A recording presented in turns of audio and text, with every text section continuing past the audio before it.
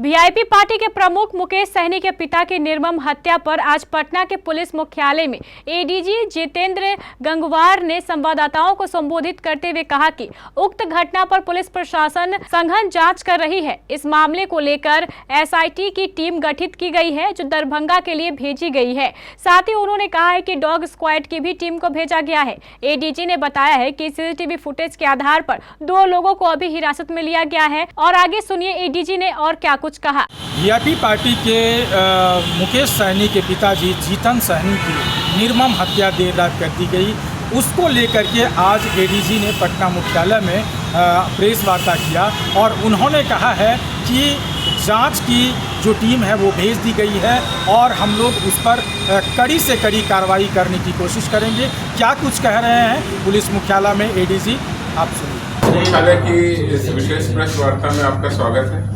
दरभंगा जिले के घनश्यामपुर थाना अंतर्गत घटित घटना के बारे में आपको जो जानकारी उपलब्ध है उसके बारे में बताना चाहता हूँ। आज दिनांक 16 जुलाई को प्रातः लगभग 6 बजे सूचना प्राप्त हुई कि दरभंगा जिले के घनश्यामपुर थाना अंतर्गत ग्राम जिरात में वीआईपी पार्टी के प्रमुख श्री मुकेश सहनी के पिता श्री जीतन सहनी, उम्र लगभग 70 वर्ष की थी उनको अज्ञात अपराध कर्मियों के द्वारा हत्या कर दी गई।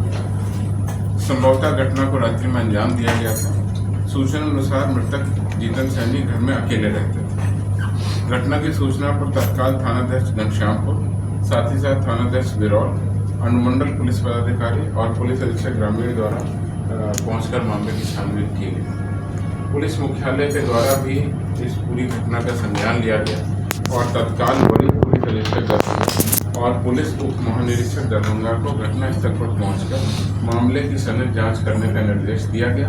उस निर्देश के आलोक में दोनों पदाधिकारी घटनास्थल पर पहुंचकर पूरे मामले की और पूरे अनुसंधान की दिशा को निर्देश दे रहे हैं। एफएसएल की टीम को भी तत्काल रवाना किया गया। एफएसएल की टीम भी घटनास्थल पर पहुंचकर वैज्ञानिक जांच हेतु कार्रवाई कर रही है। घर के अंदर एवं बाहर पाए गए सभी सबूतों एवं साक्ष्यों की वैज्ञानिक जांच मध्य बारीकी से की जा रही है। अभी तक की जो सूचना मिल रही है उसमें घर की अलमारी एक बाहर पाई गई है, उसमें कुछ रुपए और कागजात मिले हैं, उसकी भी बारीकी से जांच की जा रही है। घर के अंदर 3 गिलास पाए गए हैं, उसमें किस तरह का पदार्थ है उसकी भी जांच की जा रही है। घर में 3 बाइक पाई गई हैं, तो वो बाइक किसकी है, मोबाइल मोटरसाइकिल, वो उस संबंध में भी जांच की जा रही है। तो कुल मिलाकर के एक वैज्ञानिक जांच हेतु जो सभी संबंधित साक्ष्य हो सकते हैं उसकी जांच की जा रही है। इसके अलावा डॉग स्क्वाड को भी यहाँ से रवाना किया गया, वो भी घटनास्थल पर पहुंचकर उसके द्वारा जो कार्रवाई अपेक्षित है वो की जा रही है। पटना से एक एसटीएफ की टीम जो अपराध और अपराध कर्मियों में जानकारी रखने वाले दक्ष पुलिस पदाधिकारी हैं उनके साथ में भेजी गई है, जो कि तकनीकी जांच और रेड छापामारी में दरभंगा पुलिस की मदद करेंगे। घटना के त्वरित उद्भेदन हेतु एक एसआईटी का गठन किया गया है। उस एसआईटी में ग्रामीण पुलिस अधीक्षक दरभंगा उसकी नेतृत्व करेंगे।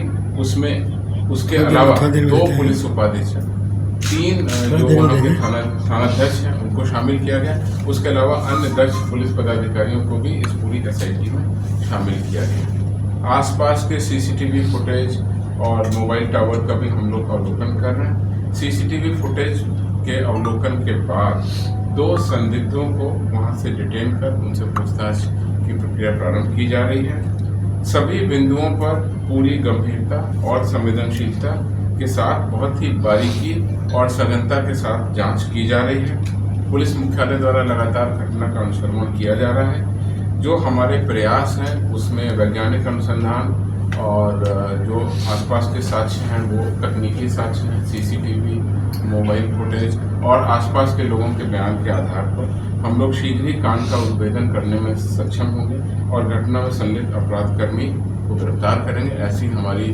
टारगेट है और इस तरीके पर हम लोग कार्रवाई कर रहे हैं। मृत शरीर को पोस्टमार्टम के लिए भेजा गया है। उससे उनके शरीर पर कितने जख्म, किस तरह के जख्म, किस तरह के हथियार से कारित किए गए, ये सब भी जांच के क्रम में स्पष्ट हो पाएगा। सभी बिंदुओं पर और सभी एंगल पर हम लोग जांच कर रहे हैं और शीघ्र इस घटना का उद्भेदन करेंगे। इस घटना के संबंध में यदि कोई विस्तृत जानकारी किसी के पास में है, किसी ग्रामीण के पास में, आसपास के पास में, तो वरीय पुलिस अधीक्षक दरभंगा का नंबर है 9431822992, इस पर सूचना दे सकते हैं। इसके अलावा पुलिस अधीक्षक ग्रामीण का भी एक मोबाइल नंबर है, उस पर भी सूचना दे सकते हैं 6287742988। उसके अलावा पुलिस मुख्यालय का एक टोल फ्री नंबर है जो पहले भी हमने जारी किया था, वो है 14432। इस टोल फ्री नंबर पर भी कोई भी व्यक्ति इस घटना से संबंधित सूचनाएं शेयर कर सकते हैं। अभी जो प्रारंभिक अनुसंधान की जो बातें आप सामने आई हैं उसके बारे में आपको सारे सूत्र और फॉरेंसिक टीम एक बार अपने घटनास्थल का पूरा जांच कर लेगी, सारे तथ्यों को सामने लाएगी, तो कड़ी जोड़कर हम लोग आगे की दिशा में आगे बढ़ेंगे। और आपको सर लूट हो सकती है हत्या की वजह से? देखिए अभी कुछ कह पाना मुश्किल है, इसलिए हम किसी भी हो सकती है नहीं हो सकती इसको हम रूल आउट नहीं कर रहे हैं। सभी एंगल पर सभी बिंदुओं से जांच कर रहे हैं। जैसा कि आपको बताया, सूचना अनुसार वो घर में अकेले रहते थे। ये उनके पक्का घर है, 2 मंजिल का घर है, ग्राउंड फ्लोर पर घटना हुई है। तो सभी तरीके से हम लोग इसकी जांच कर रहे हैं। वैज्ञानिक अनुसंधान की पूरी टीम लगी हुई है। 2 संदिग्धों को अभी तक हमने डिटेन भी कर लिया है, जो सीसीटीवी फुटेज में घर के पास लगा हुआ था, उससे उनकी गतिविधि संदिग्ध पाई गई। शीघ्र ही घटना को उद्भेदन करेंगे, आपको बताएंगे। Thank you. तो आपने सुना कि एडीजी साहब ने क्या कुछ कहा है, और उन्होंने कहा है कि दरभंगा में जितने तरह की प्रशासनिक गतिविधि है सबको तेज़ कर दिया गया है, और पटना से भी डॉग स्क्वाड की टीम और या उसके जांच की टीम या फॉरेंसिक रिपोर्ट की टीम सबको भेजा गया है, और इस पर जल्द से जल्द कार्रवाई करने की कोशिश की जा रही है। केबीसी न्यूज़ के लिए अमलेश आनंद। जीतन सहनी हत्याकांड को लेकर सांसद पप्पू यादव ने एडीजी से आज मुलाकात की और उन्होंने सरकार पर विफलता का आरोप लगाते हुए कहा कि नीतीश की पहली सरकार जो थी वो अब नहीं रह गई है। सुनिए पप्पू यादव क्या कुछ कह रहे हैं। मुकेश सहनी के पिता की घटना को लेकर के पप्पू यादव भी आज एडीजी से मिलने के लिए पहुंचे, और एडीजी से उन्होंने मिलकर ये ज़रूर उनको कहा है कि इसकी जांच त्वरित होनी चाहिए और 48 घंटा के अंदर इसकी जांच की रिपोर्ट मिलनी चाहिए। आप सुनिए कि ये पप्पू यादव क्या कुछ कह रहे हैं। लोगो दिखाओ। एडीजे साहब से मिले, चीफ सेक्रेटरी साहब से मिलेंगे, सीएम साहब से भी मांगे सब। लोगो नीचे करो ना। बिल्कुल बड़ी घटना है, घटना एमएलए अरे न्यूज क्लियर दिखाओ ना, घटना हो तो बड़ी हो जाए। 2 बच्चे मारे गए दानापुर में। तुम लोग ले लो यार, हमको नहीं लेना। हो रही है 100 से ज्यादा बच्चियों का। अरे यार लोगो नीचे नहीं कर सकते हो। लोगो तो लोगो मुजफ्फरपुर में नौकरी के नाम लोगो घुसा के रख लगातार हत्या हो रही है। जिले में लगातार जो शराब माफिया है, जमीन कारोबारी माफिया है, बालू माफिया है और जो ड्रग्स बेच रहा है, उसका नेक्सस लोकल नेताओं के साथ, दोनों गठबंधन के नेताओं के साथ और थाना के साथ इन्वॉल्व है। मिल करके अपराध को बढ़ावा दे रहे हैं। आप उठा करके देख लीजिए, जितने एमएलए मंत्री हैं सबके परिवार के नाम से रजिस्ट्रेशन लूट रहा है। RWD, PWD आप उठा के देखिए, जितना ड्रग्स बेच रहा है सब में ये लोग थाना और जमीन का लोगों नीचे नहीं आपसे सब में थाना लोग इन्वॉल्व, और इसमें नेता दर्जा कर रहे हैं। मोबाइल आप सर्विलांस में लगाइए, किससे क्या बात हो रही है और जांच करिए। अपराधी माफिया और थाना का नेक्सस चला रहा है सबका। चौथे बार में नीतीश बाबू तक कुछ पहुंच ही नहीं पा रही है। नीतीश बाबू का पता नहीं, जो इकबाल था कौन चला रहा है बिहार को, ये मुझे समझ में नहीं आ रहा। बिहार नीतीश बाबू चला रहे हैं, ऐसा नहीं हो सकता। कुछ मांग किया है। मैंने तो सैनी है ना, मैंने दोनों बच्चों की बात की, मैं मुजफ्फरपुर की बातचीत किया, सैनी के पिताजी सैनी जी